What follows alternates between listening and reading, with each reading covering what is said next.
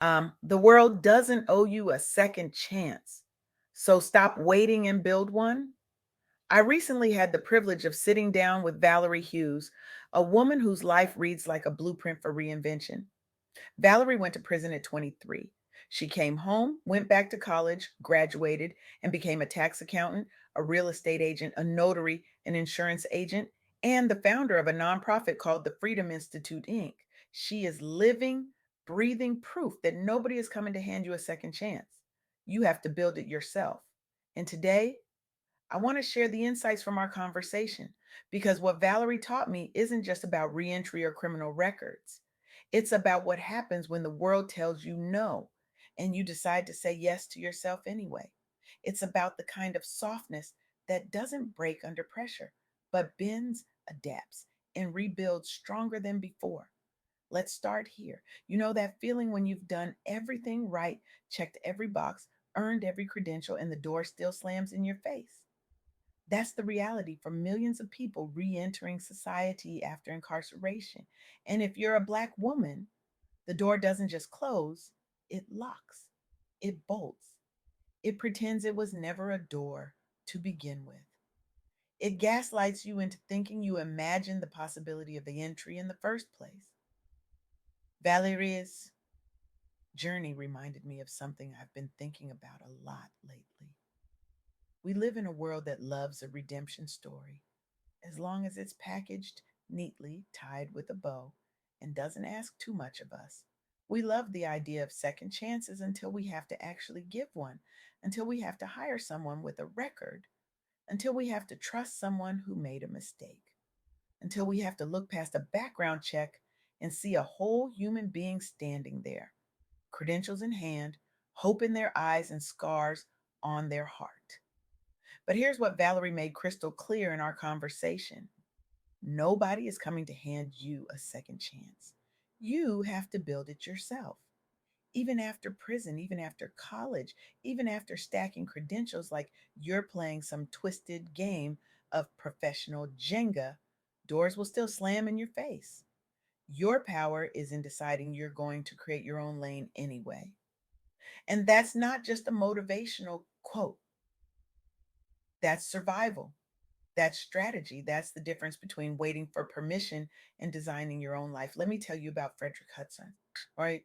Frederick went to prison at 23 for marijuana distribution. He came home with a felony record, limited traditional employment options, and deep stigma in tech and investment circles.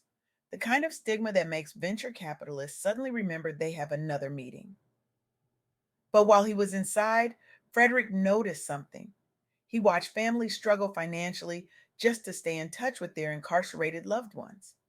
The prison phone and mail systems were expensive, inefficient, and exploitative. Families were choosing between groceries and a 15-minute phone call. And Frederick realized there was a business and a mission there, waiting for someone who understood the system from the inside. So Frederick built Pidgeonly, a tech company that makes it cheaper and easier for families to stay connected with incarcerated loved ones. He treated his record as context, not a curse. He openly shared his story with early investors and used his lived experience as a competitive advantage. Think about that for a second. He took the thing that was supposed to disqualify him and turned it into his greatest asset. He bootstrapped, pursued accelerators, and secured venture capital. Today, Pigeonly is a multi-million dollar company serving families and incarcerated people nationwide. Frederick has been featured by Forbes, CNN, and other national outlets as a leading example of from inmate to entrepreneur. He helped reshape the narrative around Black, formerly incarcerated entrepreneurs in tech. He proved that carceral experience can translate into industry expertise and innovation, not just stigma. Frederick didn't wait for someone to believe in him. He built something so undeniable that belief became irrelevant. He made the world adjust to his reality instead of shrinking himself to fit theirs. Now, let me introduce you to Teresa Hodge. Teresa is a Black woman who served time in federal prison for a white collar offense. She came home and faced compounded stigma in professional and financial spaces, jobs, housing, partnerships, Everything became harder because of her record. She experienced multiple denials. She saw how systemic barriers also impacted her daughter and family. And instead of shrinking, Teresa went public with her story. She turned her lived experience into advocacy and leadership capital. She co founded Mission Launch, a nonprofit focused on economic opportunities for people with criminal records. Mission Launch built programs and tools that help returning citizens access jobs, build businesses, and navigate background checks. Teresa became a nationally recognized voice on second chance hiring and entrepreneurship for the formerly incarcerated. She spoke at major conferences and policy forums about reentry and economic justice. She helped advance conversations on how technology and data can reduce the collateral consequences of a record. She influenced how nonprofits, employers, and policymakers think about second chances and economic mobility for people with records. Teresa offered a model of a Black woman turning incarceration into leadership, institution building, and community empowerment. And here's what I love about Teresa's story: she didn't just focus on her own career, she committed to building structures that would open doors for an entire community of returning citizens. She understood that her second chance wasn't just about her, it was about everyone coming behind her. It was about the daughter watching her rebuild. It was about the woman sitting in a cell right now wondering if there's life after this. Teresa turned her pain into a pathway. Then there's Hustle 2.0, an organization that works with incarcerated and formerly incarcerated people, disproportionately Black and Brown, to develop entrepreneurial and professional skills. They help participants launch businesses or careers after release. The challenges are real. Participants often have long records, minimal formal work experience, and deep mistrust from employers and investors. Many return to communities with under resourced schools, few role models, and high recidivism rates. The odds are stacked so high, you'd need a ladder just to see the top. But Hustle 2.0 provides entrepreneurship training, mindset coaching, and practical business planning inside prisons. They connect returning citizens with mentors, investors, and networks they would otherwise never access. They focus on personal transformation, communication, emotional intelligence, and accountability, key to rebuilding relationships and trust. Program graduates have launched businesses in fields like construction, logistics, food service, and consulting. Reported recidivism rates among graduates are dramatically lower than state averages. Hundreds of graduates are starting or scaling ventures after incarceration. Hustle 2.0 has partnerships with prisons, corrections departments, and private sector allies to normalize formerly incarcerated entrepreneurship. They're shifting the narrative from ex offender to CEO, founder, and community leader. They're showing that when returning citizens are given tools and space to build, they create jobs, restore families, and change economic outcomes in their communities.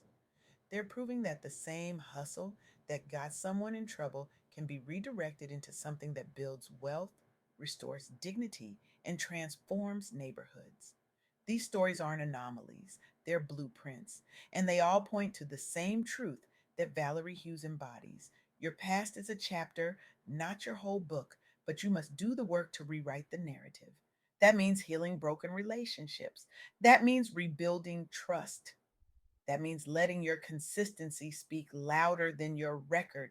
It means showing up, even when you're tired, even when you're scared, even when you've been denied for the hundredth time.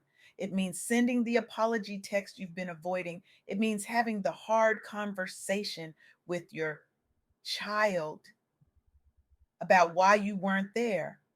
It means looking your mother in the eye and saying, I'm different now, and then proving it every single day for years until she believes you again.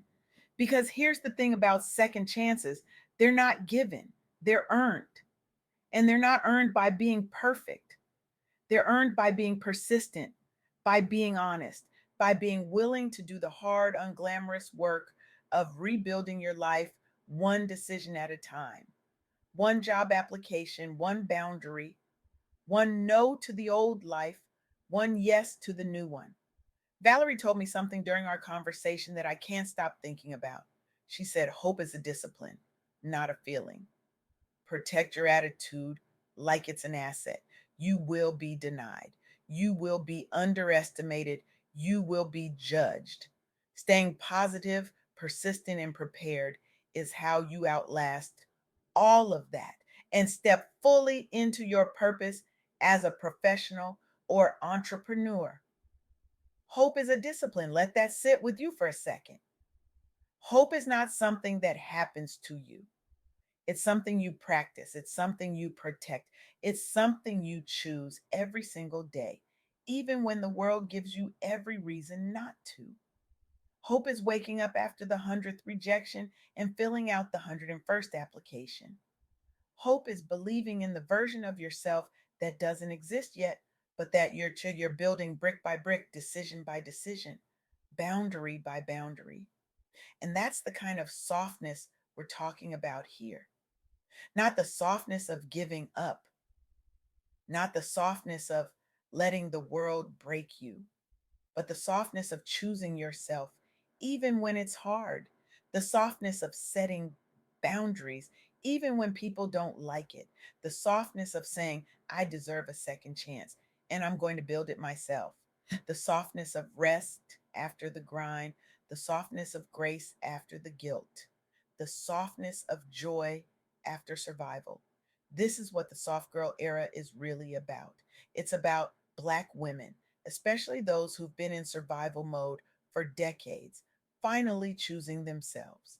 It's about releasing the cape. It's about redefining strength. It's about embracing softness as a radical act of self love. It's about healing in real time. It's about protecting peace as a practice. It's about turning survival into something sacred. Valerie Hughes is living proof of all of this. She went to prison at 23. She came home, went back to college, graduated, and became a tax accountant, a real estate agent, a notary, an insurance agent, and the founder of the Freedom Institute, Inc.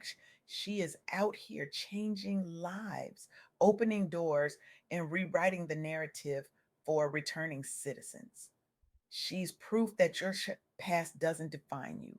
Your persistence does. Your consistency does. Your refusal to give up does. So here's what I need you to do: stop waiting for permission and start designing your own second chance. That might mean enrolling back in school, getting a certification, starting a side hustle, or finally filing that LLC, even if you still have a record, even if you're scared, even if people doubt you. Do it anyway. Have one hard conversation this week to repair a relationship you know is broken. Send the text, make the call, or write the email. Own your part. Ask for nothing but a chance to show up differently and then show up differently every single day until trust is rebuilt, until the relationship is restored, until your consistency becomes undeniable. Audit your circle and your habits. If it doesn't support the future you're building, it doesn't get access to your time, energy, or spirit anymore. Cut the dead weight, protect your peace, guard your joy, choose softness over survival mode. Because the truth is, if Valerie can come home from prison, rebuild from nothing, and become a tax accountant, real estate agent, notary, insurance agent, and nonprofit founder, what excuse do you really have left? I'm not saying that to shame you. I'm saying that to free you.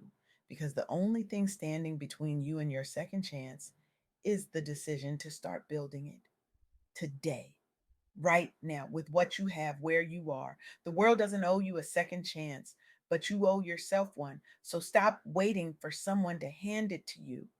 Stop waiting for the perfect moment. Stop waiting for permission. Build it yourself, brick by brick. decision by decision, boundary by boundary. And when the door slams in your face, build your own door. Build your own house, build your own empire. This is your invitation to step fully into your soft girl era, to choose rest over hustle, to choose healing over hiding, to choose softness over survival, to choose yourself unapologetically, powerfully, and without explanation. The revolution starts with you, and it starts right now.